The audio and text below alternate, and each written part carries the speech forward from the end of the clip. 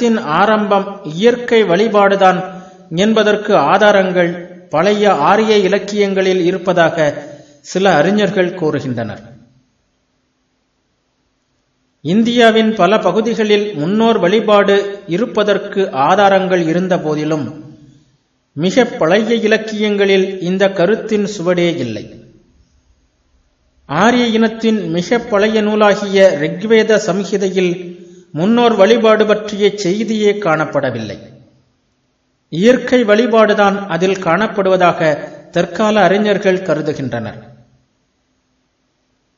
இயற்கையின் திரைக்கு பின்னால் இருப்பது என்ன என்று அறிவதற்கு மனித மனம் போராடி வருகிறது.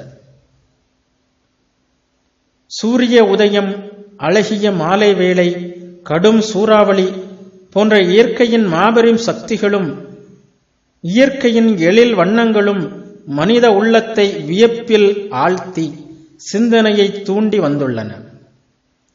இயற்கையின் திரைக்கு அப்பால் இருப்பவற்றை பற்றி சிறிதாவது தெரிந்து கொள்வதற்கு மனித மனம் விரும்புகிறது. இந்த போராட்டத்தில் மனித மனம் இயற்கையின் இந்த சக்திகளை உருவகப்படுத்துகிறது. அவற்றிற்கு ஆன்மாவும் உடலும் அளிக்கிறது. சில சமயம் அவற்றை அழகுமிக்கதாகவும் சில சமயம் அனைத்தையும் கடந்ததாகவும் பாவனை செய்கிறது. இவற்றை உருவத்துடனோ உருவமில்லாமலோ எப்படி சித்தரித்தாலும் இந்த முயற்சிகளின் முடிவுகள் எல்லாம் விவரிக்க முடியாத கருத்துக்களாகவே அமைகின்றன. பழைய கிரேக்கர்களிடையே இந்த கருத்தை காணலாம். அவர்களுடைய புராணங்களிலெல்லாம் இயற்கையை தத்துவமாக வழிபடும் செய்திகளை காண்கிறோம். இவ்வாறே புராண ஜெர்மானியர், ஸ்காண்டினேவியர் மற்றும் பிற ஆரிய இனங்களின் புராணங்களிலும் காண்கிறோம். ஆகவே இங்கும் இயற்கையின் சக்திகளை உருவகப்படுத்துவதே மதத்தின் தோற்றத்திற்கு ஆரம்பமாக இருந்தது என்ற கருத்திற்கு பல வலுவான ஆதாரங்களை காண்கிறோம்.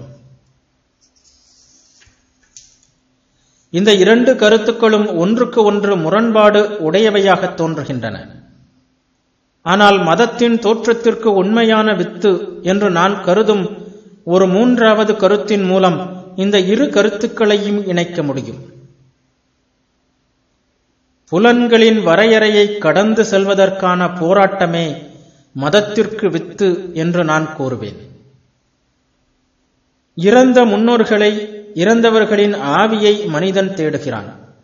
அதாவது உடல் மறைந்தபின் அப்பால் என்ன இருக்கிறது என்பதை ஒரு கணமாவது காண அவன் விரும்புகிறான். இயற்கையின் மாபெரும் தோற்றங்களுக்கு பின்னால் இயங்கும் சக்தியை புரிந்து கொள்ள விரும்புகிறான். இந்த கருத்துக்களில் எதை பின்பற்றினாலும் ஒன்று மட்டும் உறுதி, அதாவது அவன் புலன்களின் வரையறையை கடந்து செல்ல விரும்புகிறான்.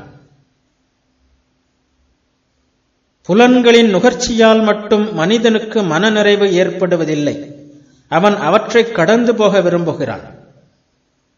இதன் விளக்கம் ஏதோ மர்மமாக இருக்க வேண்டிய அவசியம் இல்லை.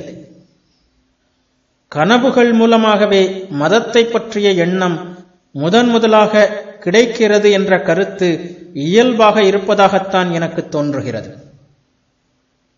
மரணமில்லா பெருநிலையை பற்றிய எண்ணம் கனவுகள் மூலம்தான் மனிதனுக்கு முதலில் ஏற்பட்டிருக்கும். என்னவோர் அற்புதமான நிலை அது! குழந்தைகளுக்கும் மன வளர்ச்சி அடையாதவர்களுக்கும் கனவிற்கும் நனவிற்கும் இடையில் பெரிய வேறுபாடு காண்பதில்லை என்பது நமக்கு தெரியும். உடல் வெளிப்படையாக இயங்காத தூக்க நிலையிலும் மனம் சிக்கலான பல வேலைகளில் ஈடுபட்டிருக்கிறது. எனவே உடம்பு மறைந்த பின்னும் மனம் தொடர்ந்து தன் வேலைகளை செய்து கொண்டே இருக்கும் என்ற முடிவுக்கு மனிதன் வருவதில் என்ன வியப்பு இருக்க முடியும்? அது இயல்பான முடிவே அல்லவா? இந்த கனவு கருத்திலிருந்துதான் மனித மனம் மேன்மேலும் உயர்ந்த கருத்துக்களுக்கு செல்கிறது என்பதுதான் என்னை பொறுத்தவரை இயற்கைக்கு அப்பாற்பட்ட சக்திகளை பற்றிய இயல்பான விளக்கம். காலம் செல்ல செல்ல பலர் தங்கள் கனவுகள் நனவு உலகோடு ஒத்திருக்கவில்லை, கனவு நிலையில் மனிதனுக்கு புதியதொரு வாழ்க்கை எதுவும் அமைவதில்லை, நனவு நிலையின் அனுபவங்களே கனவில் பிரதிபலிக்கின்றன என்று கண்டார்கள்.